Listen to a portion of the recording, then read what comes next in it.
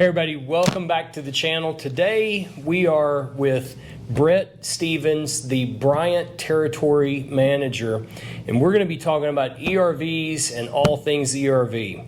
So Brett, welcome, and I don't know if you want to tell us a little bit about yourself or not. But yeah, so the Bryant Territory Manager here for Bowling Green and surrounding counties. Been in the industry for almost 20 years now. Some in the field, some in distribution, but excited to talk about the products today. Gotcha. So the first thing I've got is I want to ask, what is the difference in an ERV and an HRV?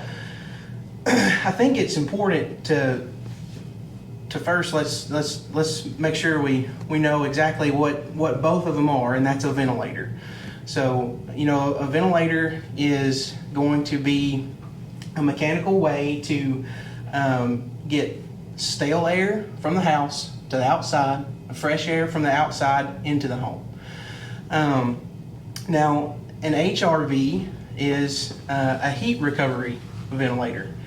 And in addition to what we kind of just discussed about what a ventilator does, an HRV tempers or heats up that unconditioned outside air that is coming into the home from the outside. So you're not just dumping, on a cold day like today, you're not just dumping 40-degree air inside of the space in the home.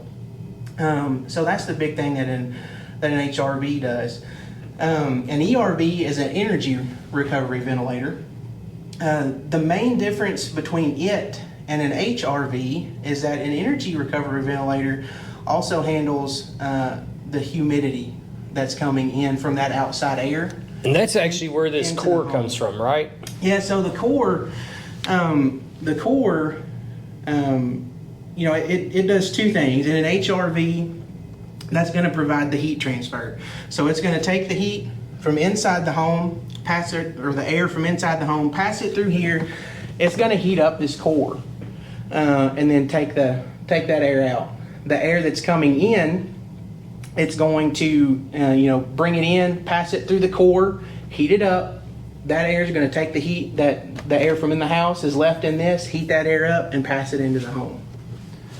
So what we've got in front of us is actually, this is a Bryant ERV. ERV, correct. That we're looking at right now. Yep. And we've been installing some of these in our projects. And I guess probably this one in particular that we've installed a few times, right? Yep. And want to talk a little bit about, these are actually the outside duct sections, right? So, or am I backwards? It's if you look at it, it's going to envision it like an X. So this one on the top in here is your fresh air. That's going to be drawn in from, I think that would be what would go out into the home, and it's going to draw it in down here. So it's going to exhaust your stale air here, and it's going to draw it in here. And that's just, basically, it's just making an X in that machine so it gets everything through the core. But with this, we're actually piping, we're going to have an intake outside the house, as well as an exhaust, because we're pulling that stale old air out. Correct. And we're bringing in fresh air from the outside. So this question has come up, why would we use this thing at all? I mean, what's your opinion? Yeah, so to me, it's about the indoor air quality in the home. Not only for the occupants of the home, but for the home itself. Controlling, when you think about what all is in your indoor air, you've got germs, pollen, got pollutants, pollen, odors, smells, all that kind of stuff in there. And basically what this is going to allow you to do is take it from your inside of your house, get it outside, and replace it with fresh air. Not only that, but it's going to help you with CO2. If you look at the effects of what high CO2s can do to a person, and not only that, but just they're comfortable, how comfortable they are in their home, all that good stuff. Keeping those levels under control is a big benefit of this. There is going to be some humidification, dehumidification aspects to an ERV. It's not gonna, if you've got a really humid, room, it would probably be a good idea to have a dehumidifier as well in the space. But this can help control humidity set points. In small percentages. Versus, correct me if I'm wrong, the HRV doesn't really do that. That's one of the things that it doesn't do. And that's why we would steer people more towards the ERV version, that we're getting a little bit of humidity control out of the same product. So if you look at an HRV, an HRV is going to be used in a climate where it's fairly cold. And here in the Midwest, what we're considered the Midwest, we battle so much humidity that to put an HRV in a space around here would really be a disservice where an ERV should be. Gotcha. All right. So Brett, when we're talking about indoor air quality and those effects, it's not only about that pollen, dust, and everything, but the CO2. And the first thing I want to do is make sure that everybody has an understanding, because we've heard about CO so much that everybody understands there's a difference, and it's an extra molecule of oxygen. And that makes a big difference in how it plays out. So I want to make sure everybody understands CO is a product of combustion. So if you're using anything in your house that's a gas style appliance, whether it be a water heater, a furnace, a dual fuel unit, doesn't matter what it is, if it's burning something, it's giving off CO. Just your fireplace would, if you were burning a real wood in your fireplace, you're producing CO. That's just a byproduct of combustion. So that's a different element, or not an element, it's a different chemical. What we're talking about is CO2, and CO2 has that extra oxygen molecule and is actually a waste product that we breathe out if we're healthy. And that CO2 can build up in an area if there's not proper ventilation, right? Absolutely. And that's one of the things we're trying to do with this. If you've not watched some of our other videos, go back and check out. We've got a couple of videos on blower doors and our test results. And that's one of the things that we've started looking at, is that as we seal these spaces up more and more, this thing becomes more and more necessary. And I've talked about it a little bit in some of our other videos, but taking it back to this, and you can offer your opinion, but my wife Melissa was one of the people that brought it up. Why are we trying to build the house so tight? Well, my argument for it is that if we put a magic leakage number out there, and let's say it's 3 ACH, because I think that's kind of an industry standard, that below 3, is that what you've heard is where an ERV comes in? So let's say that we say 3 ACH is our point where we're going to put an ERV in. We do a blower door and we're at 2.5. What are we going to do? Do you want to start drilling holes in your house and running the blower door until we get it to 3? Yeah. And you would say, no, I don't want holes in my house, right? So it's kind of, we've got to figure out, what do we do? Do we want to seal the house up and seal it off from dust and pollen and all those things, and then we have to mechanically correct it? Or do we just want a leaky house? And I think most people would say they wanted a tight house. And that's really, I guess, where this whole industry has been built from, would you say? Absolutely. Yeah, I mean, it's, houses have to have fresh air. Old houses, they're getting fresh air. It's just coming in around the windows, around the doors, all these other places.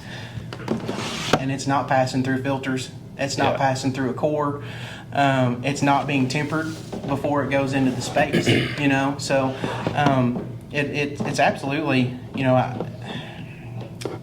when you look at indoor air quality in a home, I think that getting fresh air into that home, quality fresh air into that home, is probably the greatest thing that you can do for it. So we talked a little bit about it off camera. Our office is one of the things that we had blower doored. We got down to, we know we're below 0.4 ACH. That's actually just the bottom end of what the blower door would read, and it wouldn't even read. So we're somewhere sub 0.4 ACH. We wound up putting a CO2 meter in. We're getting 2,000 parts per million CO2 in that space. And, not to throw out a competitor's product, but we wound up, just because it's a small space, we went with a Panasonic ERV that was like, I think, a 40 CFM, meaning that it's going to be able to exchange 40 cubic feet per minute of air in that. And it seems to have resolved it. We've gotten numbers back, CO2 numbers back where they should be. And so same thing, when we're building these houses and we're winding up putting this thing in, we're putting, this one is, how many CFM did you say? This is up to 200. So 200 CFM. So just like your HVAC system, these ERVs have to be sized as well. And we've still got a lot, I feel like, to learn about this. But, one of the big things that we want to do is try to seal that house up the very best that we can. And then we want to mechanically correct it. And I've even had people say, okay, well, what happens if the ERV fails? My thing would be, well, go open a window for a little while. Yeah. If that's what you've got to do. It would allow that fresh air in, and we'd be okay until we could get this thing corrected. I just think we're far better off to build that tight home and us be in control of it than have the house you referred to, that old house where that we've got windows that are leaking. The way that we did our exterior sheeting and everything is much, much different, and we just have a house that leaks all over. So we've kind of covered the difference, what these things do for indoor air quality. How are these things controlled? They have like some onboard set points that you can go with, kind of like an onboard controller. And that's, if I don't encourage that way of controlling it, just because you're not reaping all the benefits that you can get out of this piece of equipment if you do it that way.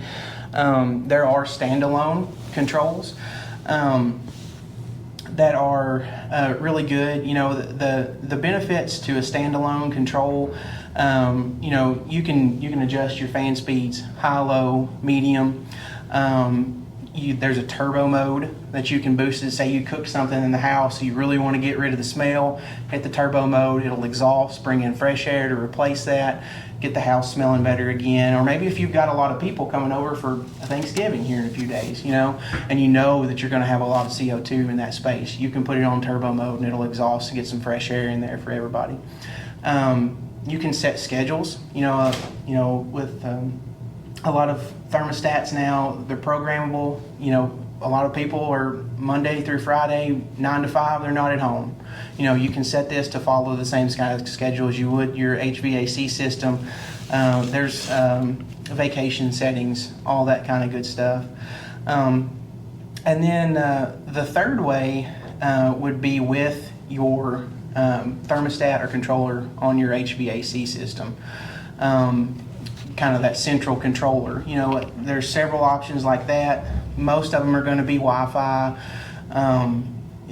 Residio has some very nice options that would control it, and you're going to get most of those same benefits that you would with the standalone controller. Gotcha. And then also with this, it ties in very nicely with the Bryant Evolution platform, communicating platform. That was my next question. Yeah. We use a lot of the Evolution Series stuff. Mm-hmm. Now, that tie-in, is that only available through the Evolution Series units? It is, yes. Okay. Yeah. And the way that works, correct me if I'm wrong, are we able to actually put in a CO2 meter that controls it, or how does that wind up working? Yes, I believe that to be correct, yeah. And that's what I've been told. That's what I'm going with, that Yeah. with the Evolution Series, we can actually set it to where that it's going to meter the CO2 in the house and operate the ERV as needed. Yeah. To take care of that buildup. And so the cool thing about that, to me at least, is that I don't have to worry about programming for vacation or when I'm not there, any of the stuff you were talking about, which is neat. If this is a standalone, fine.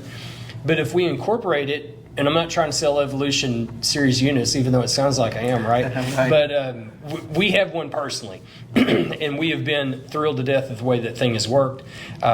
And I think the super cool thing about tying these pieces together is that if we're not there, this guy may never turn on, right? Mm-hmm. Versus if Thanksgiving is going on, it may be running on turbo mode. Yeah. And so just a really neat way to where that we can tie those pieces together. And is there anything you want to say about Evolution Series systems? We could do a whole new video on that alone. So maybe some. But no, I mean, the really cool thing, I think, the Evolution platform, this tying into the Evolution platform, but also the dehumidification aspects that the Evolution system itself offers for your indoor air quality and comfort are huge. And I think that ties into, the ERV fresh air very well. Gotcha.